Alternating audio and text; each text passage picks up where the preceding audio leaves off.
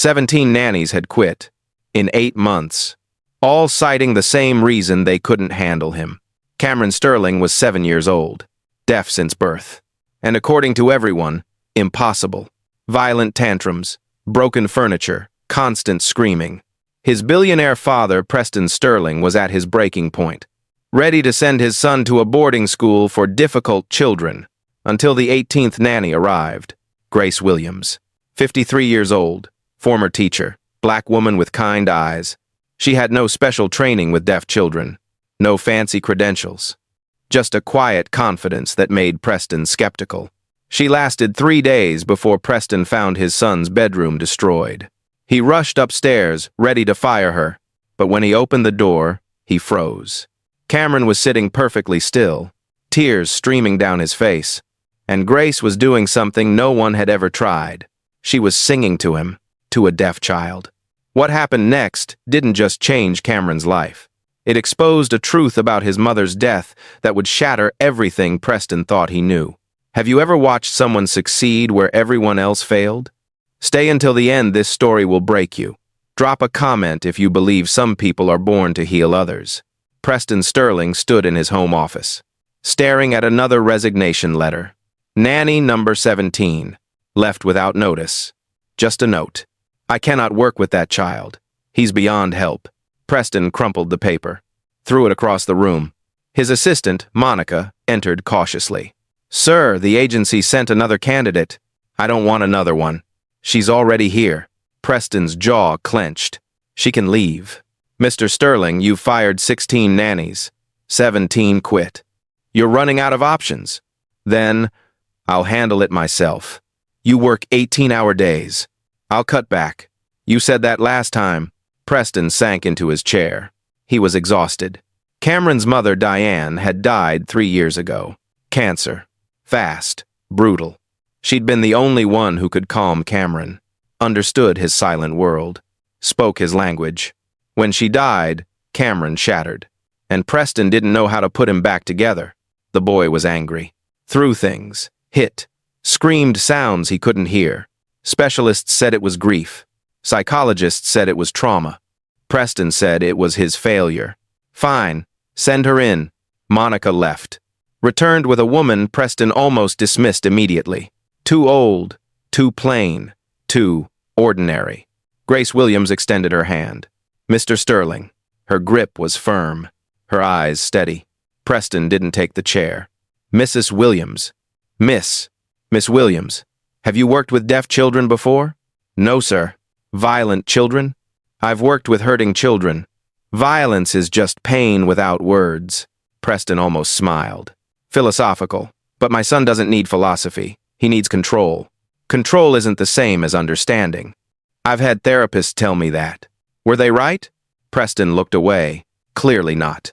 Grace sat uninvited. Tell me about Cameron. He's 7. Deaf. Angry. Breaks everything he touches. Why? Because he can. Or because he's trying to be heard. He can't hear. That's the problem. No, Mr. Sterling. The problem is that no one's listening. Preston studied this woman.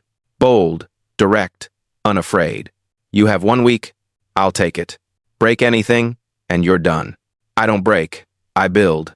She stood. May I meet him? Preston led her upstairs. Cameron's room was at the end of the hall. Preston knocked. No answer. He opened the door slowly. Cameron sat in the corner. Back to the wall. Eyes wild. Toys scattered everywhere. Some broken. Preston signed, New nanny. Be nice. Cameron's face twisted. He grabbed a toy truck. Threw it. It missed Grace by inches. Preston moved forward. Grace stopped him. Let me. She approached slowly. Sat on the floor. 10 feet from Cameron. Didn't sign. Didn't speak. Just sat. Cameron watched her. Suspicious. Grace pulled something from her bag. A small drum. She tapped it gently. The vibration traveled through the floor. Cameron felt it. His eyes widened. Grace tapped again. A rhythm. Slow. Steady.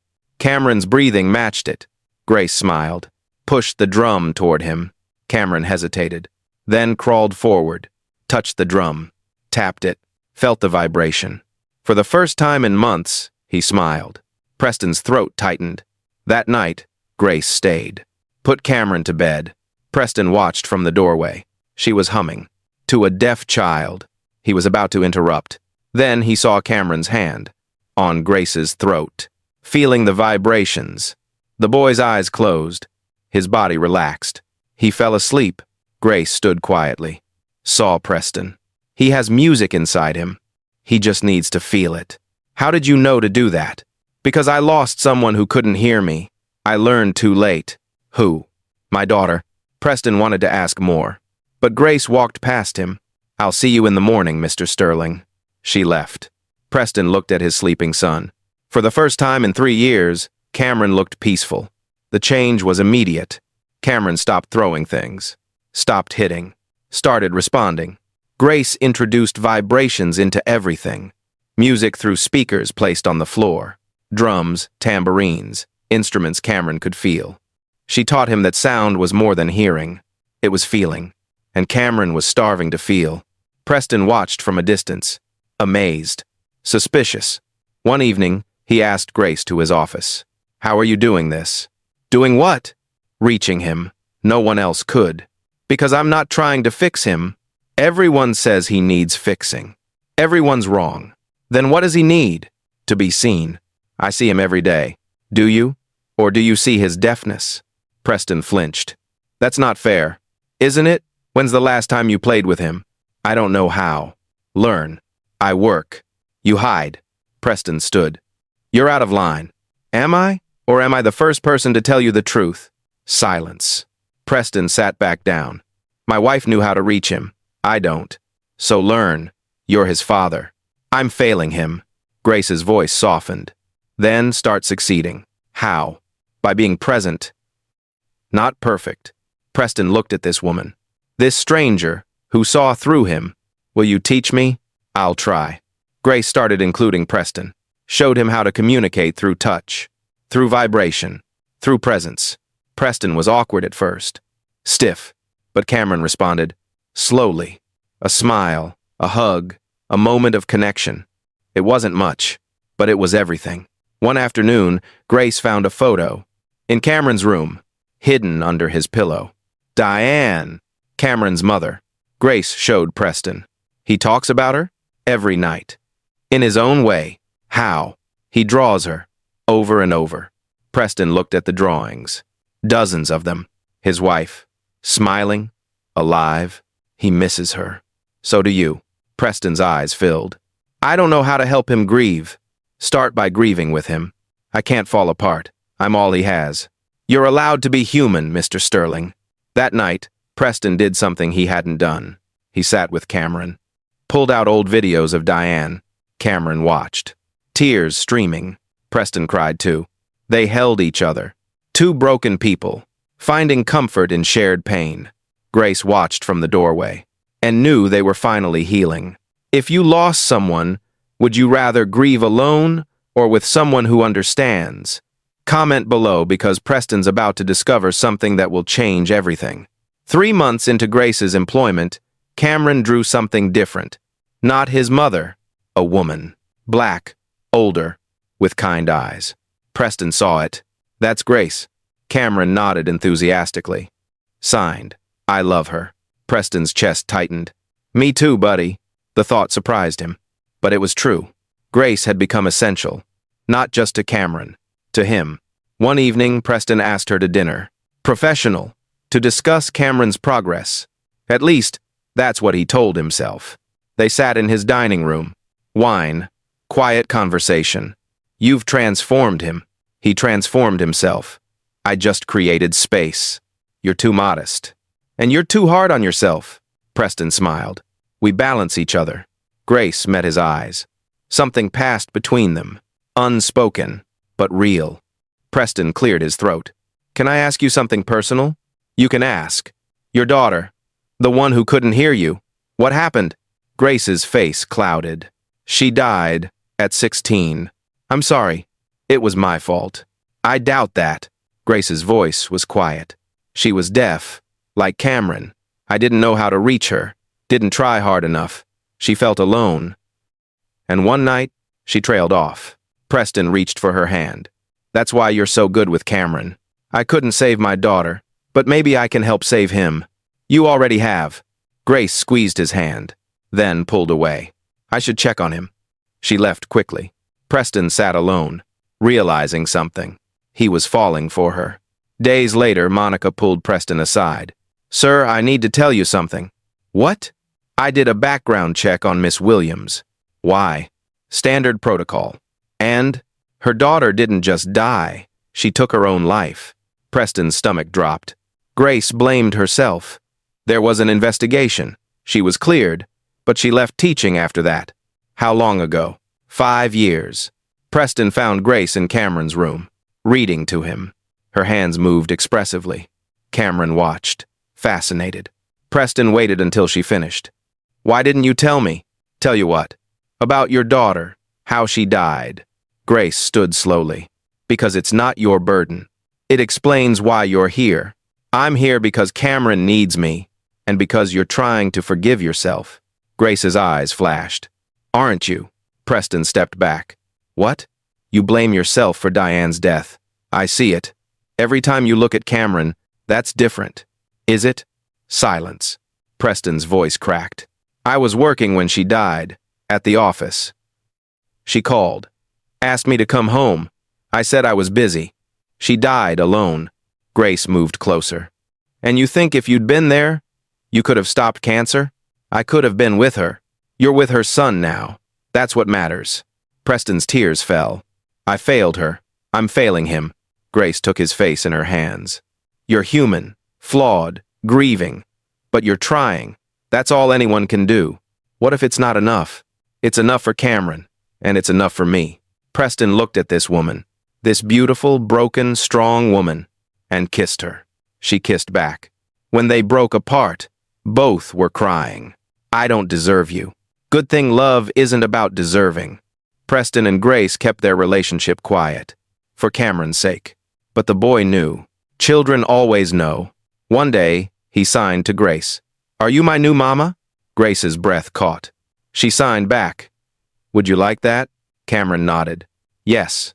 Grace hugged him. Me too. That night, she told Preston. He wants me to be his mother. What did you say? That I'd like that too.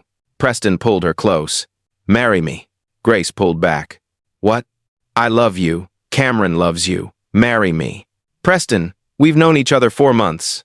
I've known you my whole life. I just met you 4 months ago. Grace laughed, cried, said, yes. They married quietly. Small ceremony. Cameron as ring bearer. He signed to the guests. My mama's here, everyone cried. But happiness was short-lived. 2 weeks after the wedding, Preston got a call. From the police. They'd reopened Diane's case. What case? She died of cancer. There's new evidence suggesting it wasn't natural. What are you talking about? We need you to come in. Preston went, brought his lawyer. The detective showed him evidence. Diane's medical records. Discrepancies in her treatment. Medication that shouldn't have been prescribed.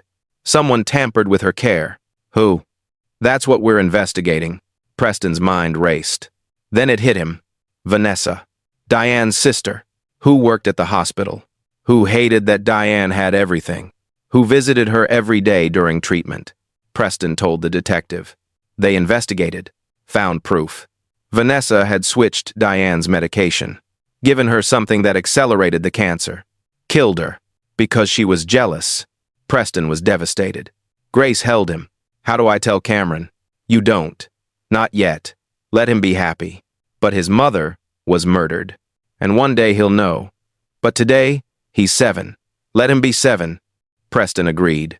Vanessa was arrested. Confessed. Sentenced to life. The news broke. Media swarmed. Preston shielded Cameron. Grace protected them both. Years passed. Cameron grew. Learned. Thrived. Grace taught him sign language. But also taught him to feel music. He became a dancer. Performed professionally. Used vibrations to move. Inspired millions. At 18, Cameron gave an interview. How did you overcome being deaf? He smiled.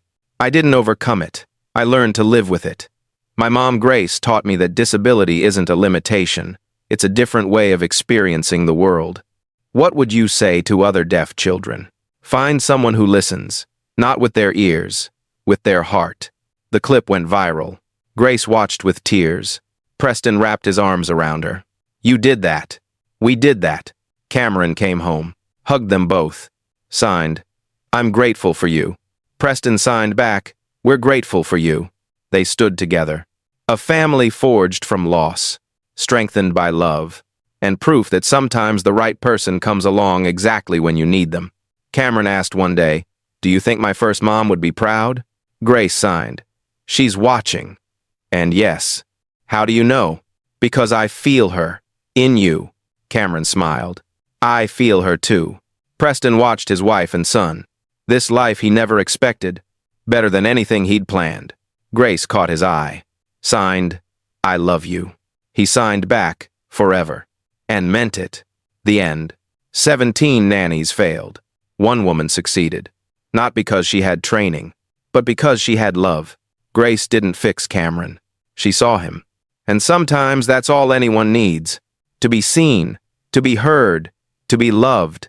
If this story touched you, smash that subscribe button. Turn on notifications. And share it with someone who needs to remember that we all deserve to be seen. Comment below who in your life really sees you. Your stories matter. Until next time, stay present, stay loving, and never underestimate the power of truly seeing someone. Bye.